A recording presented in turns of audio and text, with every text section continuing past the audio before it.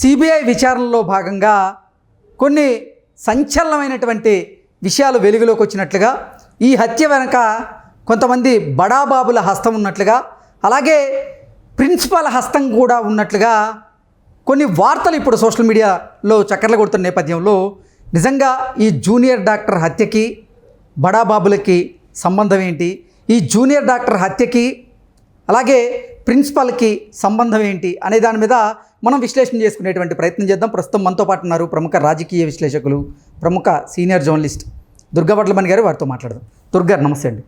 నమస్తే అండి.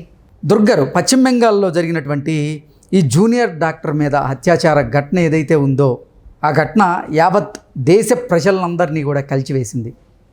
అసలు దేశ ప్రజలందరూ కూడా ఉలిక్కి పడేలా చేసింది. పెద్ద ఎత్తున దేశవ్యాప్తంగా ఈ ఘటన మీద నిరసనలు వ్యక్తమవుతూ ఉన్నాయి. ఈ నేపథ్యంలోనే సిబిఐ దర్యాప్తులో కొన్ని సంచలనమైనటువంటి విషయాలు వెలుగులోకి వచ్చినట్లుగా కూడా కొన్ని వార్తలు అయితే సోషల్ మీడియాలో చక్కర్లు కొడుతున్నాయి. అందులో భాగంగానే ఈ హత్య వెనక బడాబాబుల హస్తం ఉందని, అలాగే ఈ హత్య వెనక ప్రిన్సిపాల్ గారి హస్తం కూడా ఉంది అంటూ జాతీయ మీడియాలో కొన్ని కథనాలు అయితే వస్తూ ఉన్నాయి. వీటిని ఎలా చూడాలి? ఇది ప్రభుత్వ ఆసుపత్రి అండి కదా.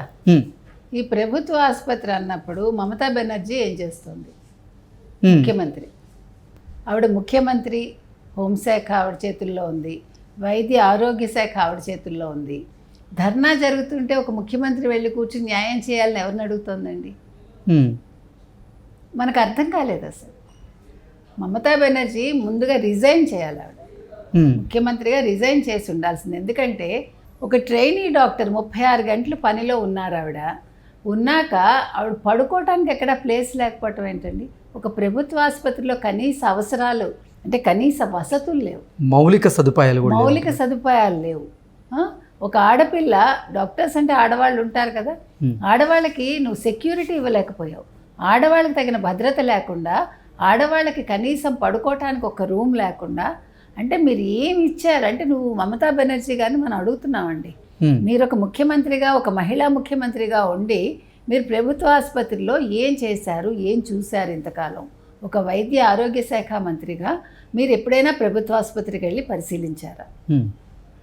ఈరోజు మీరు సిట్టు వేశాను, దర్యాప్తు చేస్తున్నాము, మాజీ ప్రిన్సిపల్ హస్తం ఉంది, అతను అవినీతి చేశాడు, ఇన్ని మాట్లాడుతున్నారు కదా. ఇప్పుడు మాట్లాడటం కాదు. అంటే గతంలో ఆ హాస్పిటల్లో ప్రిన్సిపల్ కొన్ని అవకతవకలకు, అవినీతికి పాల్పడ్డాడు.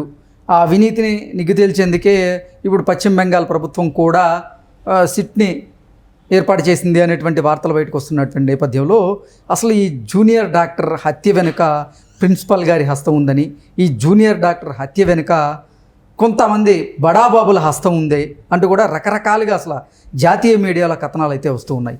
ఏంటి అసలు ఇంత కిరాతకంగా, ఇంత కర్కశంగా జూనియర్ డాక్టర్ని హత్య చేయాల్సిన అవసరం ఎవరికి వచ్చింది? అసలు ఏ నేపథ్యంలో జూనియర్ డాక్టర్ హత్య జరిగింది అంటే ఏం చెప్తారు? ఇక్కడ మనకి చాలా అంశాలు మనం ఆలోచించాల్సి ఉన్నాయండి. చాలా కుట్ర కోణాలు ఉన్నాయని అనిపిస్తోంది.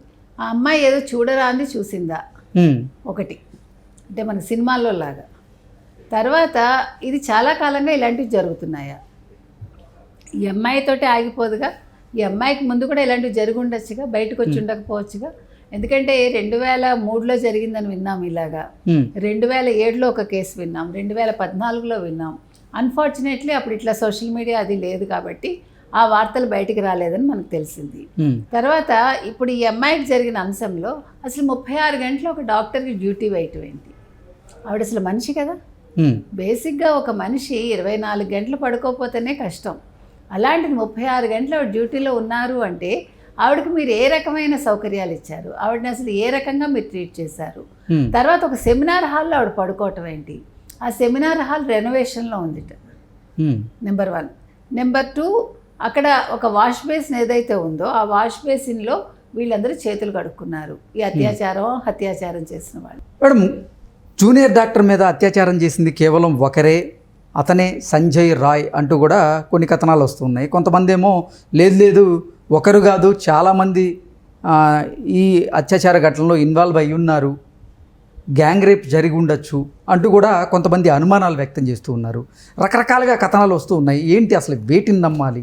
అమ్మాయి బాడీలో 150 mg స్పర్మ్ దొరికింది అంటున్నారు. సో ఒక మనిషికి 1.1 కంట ఉండదట స్పర్మ్ బాడీలో, రాదు అంటే.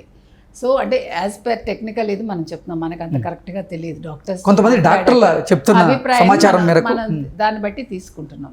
సో ఇప్పుడు సందీప్ ఘోష్ ఎవరైతే ఉన్నారో ప్రిన్సిపల్ మీద కూడా అనుమానం ఉంది. ఆల్రెడీ ఆయన మీద అవినీతి ఆరోపణలు ఉన్నాయి. అంతకుముందే జూన్లోనే ఆయన మీద ఆరోపణలు వచ్చాయి. సో ఆగస్టు వరకు ప్రభుత్వం ఏం చేసింది, ఇప్పుడు సడన్ గా సిట్టు వేసి దర్యాప్తు చేస్తున్నారు ఈ అమ్మాయి విషయంలో. తర్వాత మీరు చెప్పినట్టు అతను ఒకడు, సంజయ్ రాయ్ ఒకడు, ఇది కాకుండా ఇంకా చాలా మంది ఉన్నారు. వీళ్ళెవ్వరూ కాకుండా టీఎంసీ లీడర్కి సంబంధించిన కొడుకు మెయిన్గా అతను ఉన్నాడు. ఇప్పుడు ఇంకొక విషయం ఏమొచ్చిందంటేనండి, అక్కడ దగ్గరలోనే అక్కడ 1.5 కిలోమీటర్స్ దూరంలో సోనాగచ్చి అని రెడ్ లైట్ ఏరియా లాంటిది ఉందిటండి. ఓకే. సో అక్కడ వాళ్ళు ఈ హాస్పిటల్ని ఉపయోగించుకుంటారు రూమ్స్ అని మనం విన్నాం, మనకు తెలియదు. ఓయో రూమ్స్ లాగా ఇవి వాడుకుంటారు. సో ఇక్కడ ఎన్ని అవినీతి కార్యక్రమాలు అక్రమాలు జరుగుతున్నాయని అని అక్కడ మనకు వచ్చిన కొంత సమాచారం. సో దీన్ని ఏది నమ్మాలి మనం? ఇప్పుడు అమ్మాయికి అలా జరిగినప్పుడు, ఒక ప్రభుత్వ ఆసుపత్రి అయినప్పుడు ఎంతోమంది తిరుగుతూ ఉండాలిగా రాత్రి పగలు. మనం చూస్తాం ప్రభుత్వ ఆసుపత్రి ఎప్పుడు కూడా 24 గంటలు లైట్లు వేసే ఉంటాయి, ప్రజలు తిరుగుతూనే ఉంటారు. ఎవరో ఒకరు పేషెంట్కి అవసరం ఉంటుంది, చాలామంది డాక్టర్స్ ఉంటారు, చాలామంది నర్సులు ఉంటారు. ఇంతమంది ఉండి కూడా అమ్మాయి సెమినార్ హాల్కి వెళ్ళినప్పుడు ఎవరు ఆపలేదా, నువ్వు ఒక్కతివి ఏం పడుకుంటావు అని ఎవరు తోడు రాలేదా? ఇది ఏంటి అసలు? ఇందులో ఏ రకంగా ఇది జరిగింది? ఆ అమ్మాయిని ఎవరైనా బలవంతంగా తీసుకెళ్లారా, లేదు ఆ అమ్మాయిని ఎవరైనా పిలిస్తే ఆ పిల్ల వెళ్ళాక అక్కడ ఇరుక్కుందా? మనకేం అర్థం కావట్లే. ఇంకొకటి 2 కెమెరాస్ ఉన్నాయని మనకి న్యూస్ వచ్చింది. అక్కడ అంత హాస్పిటల్కి 2 కెమెరాలే ఉన్నాయని అన్నారు. అందులో నిజాలు ఏంటి? కెమెరాలో మరి మీకు అన్ని రికార్డ్ అవుతాయి కదా. ఇప్పుడు ఇంత పెద్ద హాస్పిటల్ ఉన్నప్పుడు మీకు కెమెరాలో మొత్తం సీసీ ఫుటేజ్ ఉంటుంది కదా, మరి అది ఎందుకు మీరు బయట పెట్టట్లే? 3 గంటలు తల్లి తండ్రికి అసలు మీరు అమ్మాయినే చూపించలేదు. ఆత్మహత్య అని చెప్పి ఫోన్ చేసి 3 గంటల అమ్మాయి శవాన్ని చూపించకుండా, తర్వాత మీరు సాయంకాలం వరకు అసలు పోస్ట్ మార్టం చేయకుండా, అసలు ఎంత అన్యాయం అండి ఇది. నువ్వు ఒక ముఖ్యమంత్రి వచ్చి నువ్వు ధర్నాల్లో పాల్గొనడం ఏంటి? నువ్వు ముఖ్యమంత్రిగా నువ్వు చేయాల్సిన పని ఏంటి? నువ్వు వైద్యశాఖ మంత్రిగా నువ్వేం చేయాలి? ముందు అసలు ఈ ప్రభుత్వ ఆసుపత్రి ఎలా ఉంది అని ఇన్ని సంవత్సరాలు ఏం చేసావు నువ్వు చూసుకోకుండా? ప్రభుత్వ ఆసుపత్రి, అందులోనూ పెద్ద ఆసుపత్రి అది, దాంట్లో సీసీ కెమెరాలు లేకపోవటం ఏంటి? సరిగా నీకు ప్రతి చోట అడుగడుగునా ఉండాలి కదండి. ఇవన్నీ కూడా ల్యాబ్సెస్ వీళ్ళవి. సో ఈ ల్యాబ్సెస్కి ఇవాళ మమతా బెనర్జీ రిజైన్ చేయాలి, నెంబర్ 1. నెంబర్ 2, ఆవిడ ఆన్సర్ ఇవ్వాలి ప్రజలకి. కలకట్టా చిన్న ఊరు కాదు కదా, మహానగరం అది, ఎంత జనాభా ఉంటారు అక్కడ. కాబట్టి ఈ అమ్మాయి మీదే జరిగిందా, ఇంకా ఎవరి మీదైనా జరిగిందా? తర్వాత అసలు ఈ ఆడపిల్లల్ని, ఇప్పుడు వీళ్ళకి ఇంటర్నల్ ఎగ్జామ్స్ ఉంటాయి, ఎక్స్టర్నల్ ఎగ్జామ్స్ ఉంటాయట. ఇంటర్నల్ ఎగ్జామ్స్కి ప్రొఫెసర్స్ వాళ్ళని వేధిస్తారట, తర్వాత డబ్బులు కూడా తీసుకుంటారని మనం విన్నాం. మీరు అవినీతి ఆరోపణలు అన్నారు చూడండి, దానికి కారణం ఏంటంటే వాళ్ళని పరీక్ష పాస్ చేయాలంటే మీరు ఇన్ని వేలు కట్టాల్సింది ఇన్ని లక్షలు కట్టమని డిమాండ్ చేస్తారట. సో ఆ రకంగా ఆయన ఘోష్ అనే ఆయన మీద వచ్చిన ఆరోపణలు అవి. తర్వాత వీళ్ళు ఎక్స్టర్నల్ ఎగ్జామ్స్ అయితే పాస్ చేయిస్తారు, ఇంటర్నల్ ఎగ్జామ్స్ కోసం వీళ్ళని ఆడపిల్లల్ని లైంగికంగా వేధిస్తున్నారా? ఇవన్నీ కూడా సందేహాలు ఉన్నాయి. కాబట్టి ఈరోజు ఈ కల్కట్టా కేసు ఏదైతే ఉందో ఈ అమ్మాయిది నిర్భయ 2 అని అనుకోవాలి మనం. ఈ నిర్భయ 2లో ఇప్పుడు ఈ సందీప్ ఘోష్ ఎవడైతే ఉన్నాడో అతని మీద మీరు ఎంక్వైరీ చేసుకోండి, అవినీతి ఆరోపణల మీద. అది ముఖ్యం కాదు. మీరు ఇప్పుడు సిట్ వేశారు కరెక్టే, కానీ ఈ అమ్మాయి రిపోర్ట్ ఇంతవరకు ఎందుకు బయటకు రాలేదు? ఎవరు ఆపుతున్నారు? మమతా బెనర్జీ హస్తం ఉందా దీని వెనకాల? మమతా బెనర్జీకి కావాల్సిన వాళ్ళు ఉన్నారా, వాళ్ళ చుట్టాలు ఉన్నారా? ఇది కూడా బయటికి రావాలండి.